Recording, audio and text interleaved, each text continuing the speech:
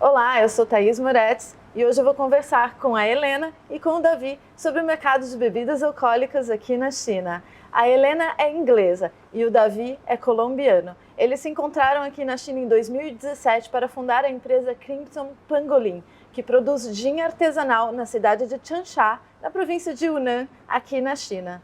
O Davi, além de administrar a sua própria marca, ele também importa e distribui bebidas alcoólicas de outras empresas e países, como o mezcal e a tequila do México e a cachaça do Brasil.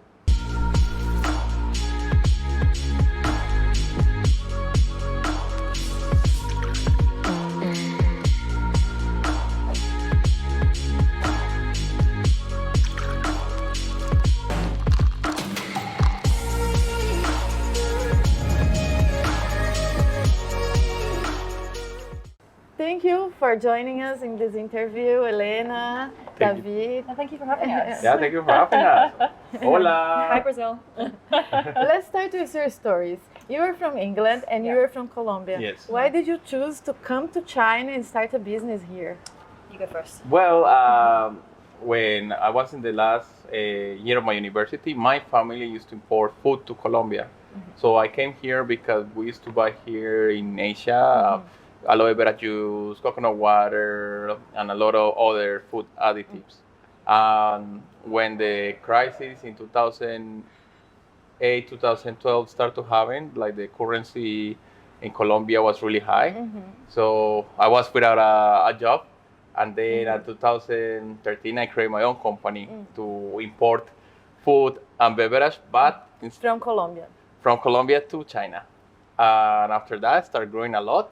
And I have products from Mexico, from Chile, from Brazil, from Peru, from Spain. And little by little, the company grew. Yeah. And you? Well, actually, my background hasn't always been in food and beverage. I worked in fashion accessories for a very long time.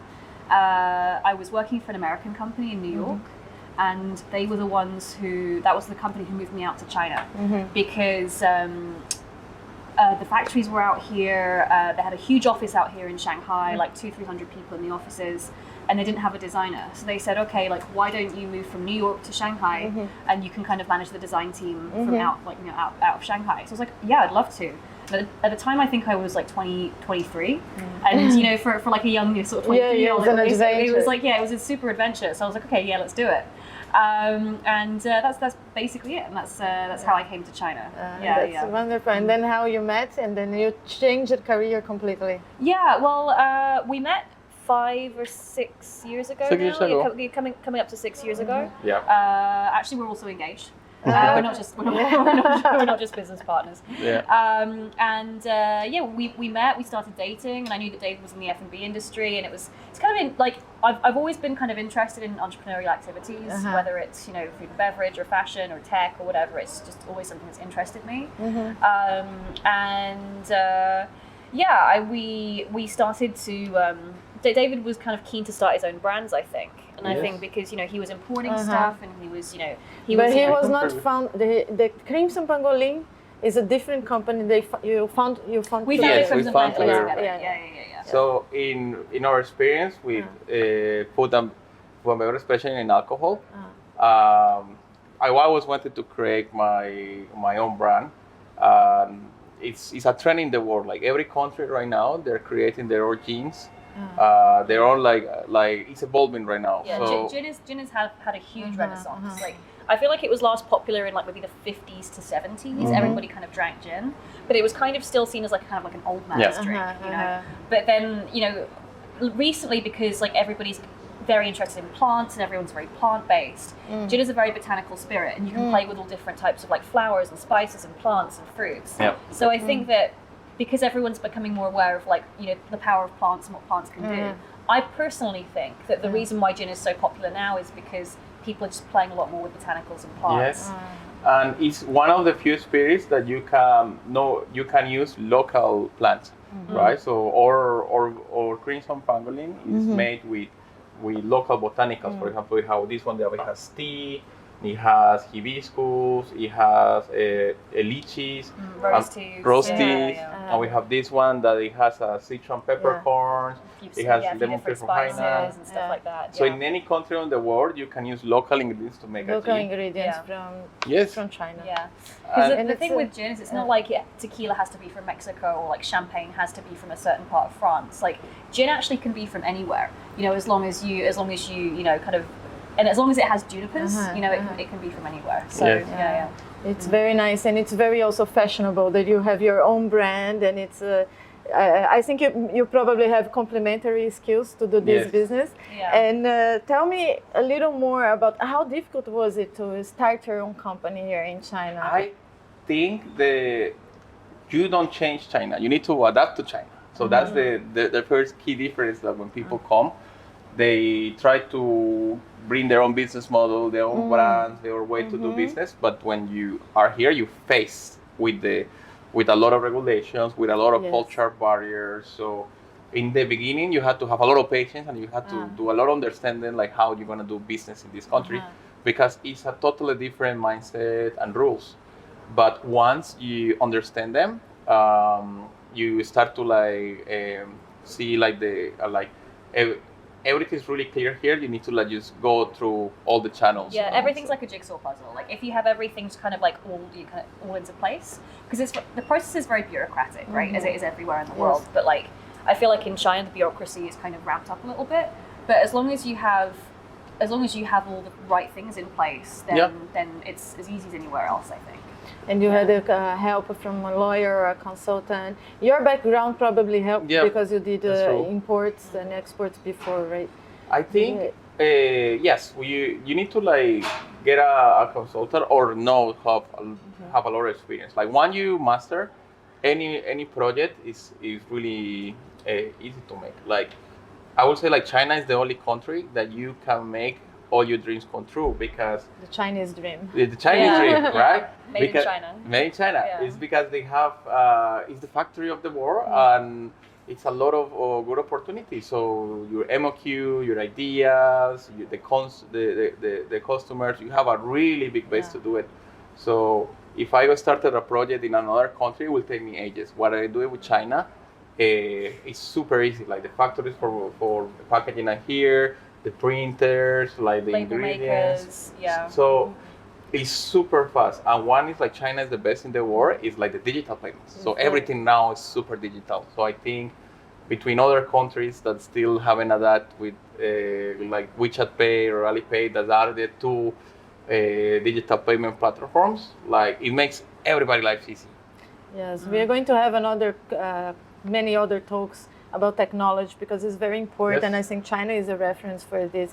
But I think it's very interesting what you said about Chinese dream, because for many, yes, it's a big market, 1.3 billion people here, and everybody wants to sell here, but at the same time, many people are afraid of China, distance, cultural difference, language.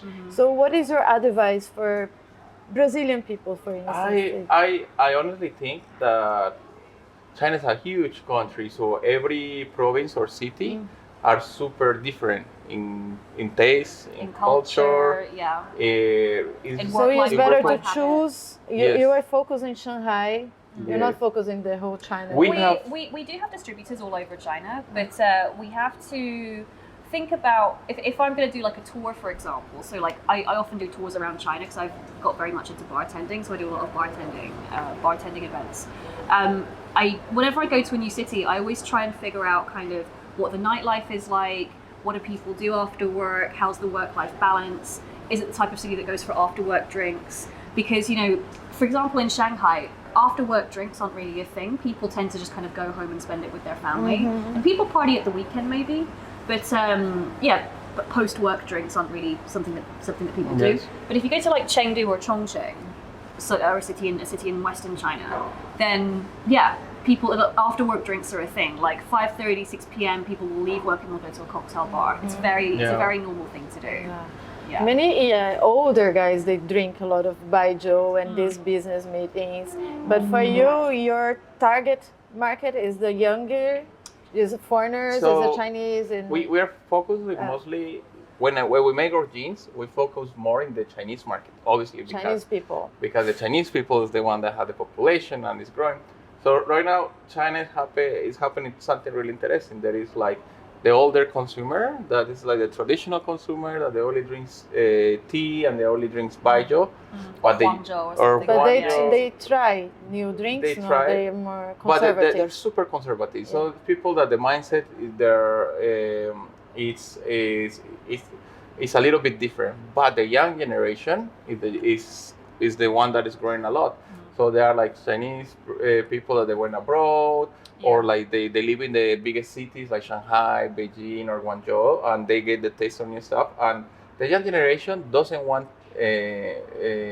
really hard alcohol like baijiu. The young generation, they want something more smooth. They want an experience, right? So gin is something. These new flavors. Yes, they want to try new flavors. They want to take pictures. They want to make good cocktails. So that's why gin or any other spirits from outside of China can get popular in China. So you made a partnership with a Chinese company to produce the alcoholic beverage. Yes. So all the company is ours, but China is really. You provide. You import the ingredients. No, everything's local. Everything is local. That's one thing we're very proud of, is that everything we have is from local producers. Yes. So, like our tea's from Jiangsu, like our spices are from Hunan and Sichuan. So our junipers are from Shandong. And you really focus on Chinese people. We focus a lot on Chinese ingredients because we wanted it to be like a very authentic Chinese gin. And the plan is to export to other countries later. Or no, at the moment, it's just to supply for China.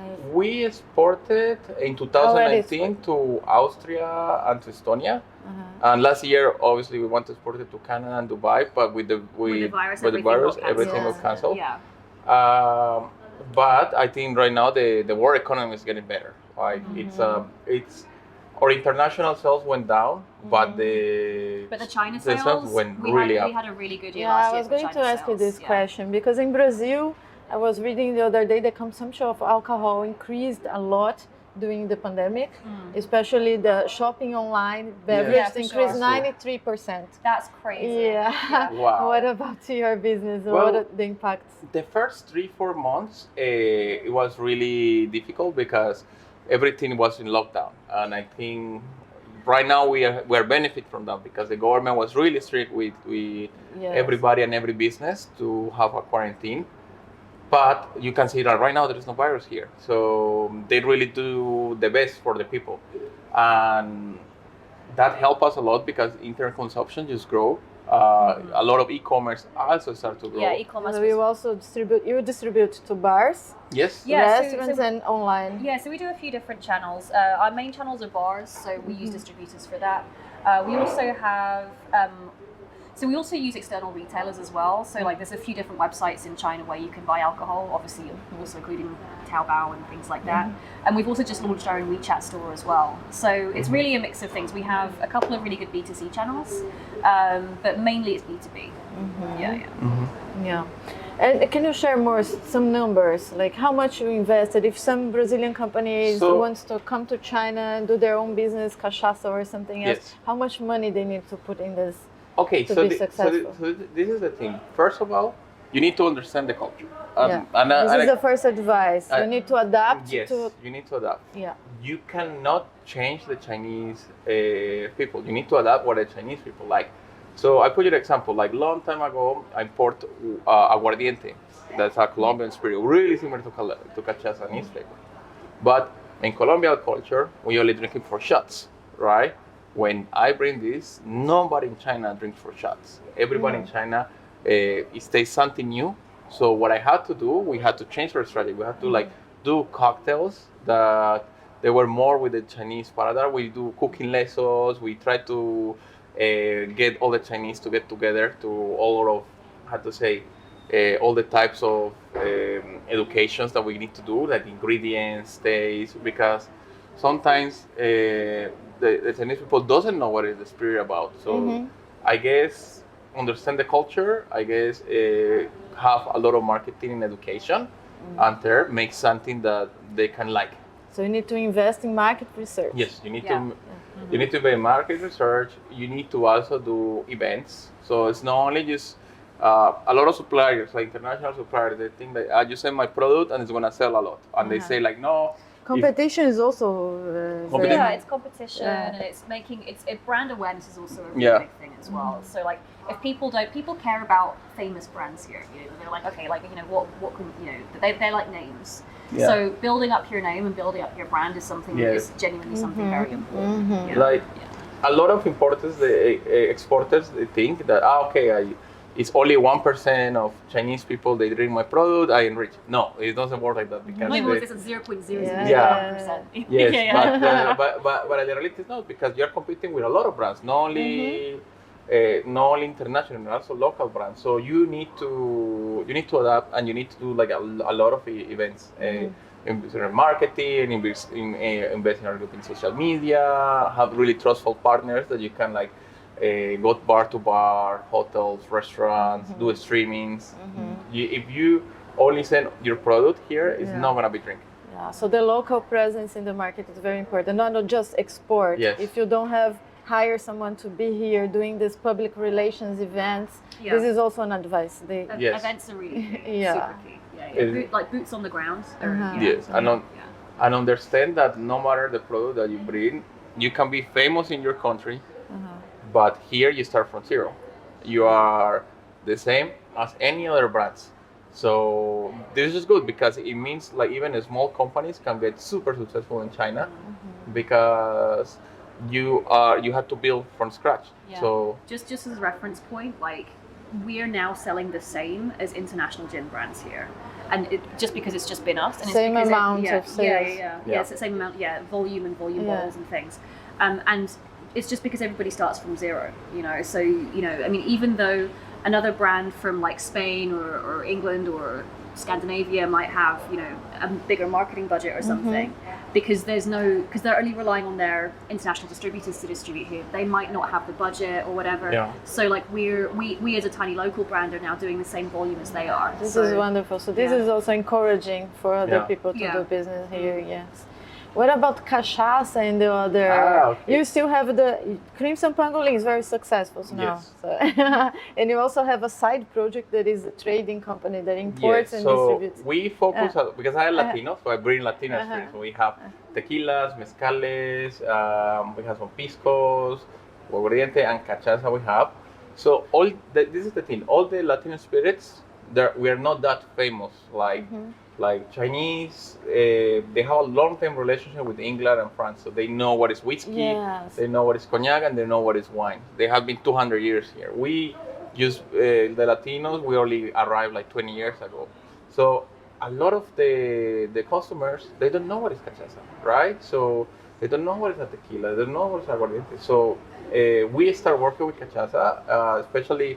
We start doing cocktails. The always number one cocktails, caipirinhas, and maybe some batidos de coco. But we need to teach people how is drinking, and we need to explain them why is that taste. It's weird because a lot of Chinese people, when they try it, they like it, but they don't understand it, right? You need to do emphasis, like what is the quality. You need to do emphasis, like how you drink because it. It's similar to baijiu or not? No, it's totally different in the sense that the baijiu is a really strong alcohol made from sorghum, rice, and other grains. Different grains, yeah. But it's you consume it on 50 to 60%. Very high level. High level. So, and then usually you have it on shots, right? But the baijiu has more ceramic taste, like because they age it in ceramic pots. So when you have the cachaça, it's totally different spirit because for cachaça is with sugar cane. So, but it doesn't mean that the Chinese won't like the cachaça. It means that you need to explain that you need to make it in a cocktail. You need to pair it like with food. You need to. Last time we did a workshop that we got a lot of Chinese customers and they teach us how to make the cachaça by themselves.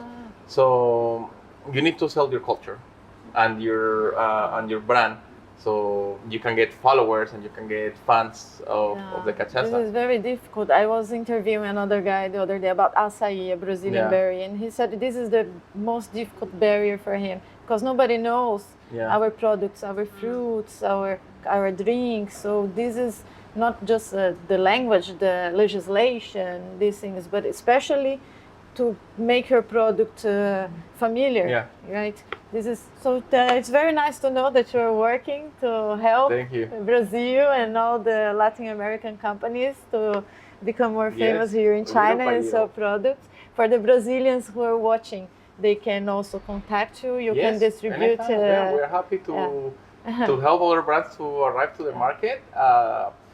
China, I think, is the land of opportunities. So I think you can grow your brand and you can get a good satisfaction. I think it's the only economy that's working right now in this pandemic time. So welcome to China. But the crimson we cannot buy it. We cannot find it yet. Not in yet. the future, But if anybody wants to import, then they can reach out. They can also try. You can also contact you on WeChat. Okay. So this was Helena and David. Thank you so much for the interview. It was very wonderful. Bye. Thank you for having us. Thank you. Hi, Jen.